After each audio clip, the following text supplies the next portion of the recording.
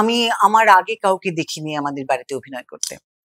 কিন্তু কোথা থেকে যেই টানটা ছিল সেটার একটা কারণ হতে পারে আমি খুব অল্প বয়স থেকে গল্পের বই পড়া, কবিতার বই পড়া,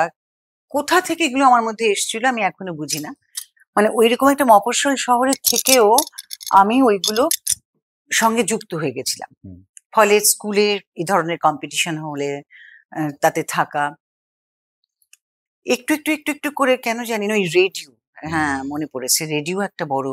মাধ্যম ছিল যেটার আমি খুব কাছাকাছি পৌঁছে গেছিলাম। মানে আমি একদম কাছাকাছি ইন দ্য সেন্স, আমি বলছি হাসি পাবে হয়তো,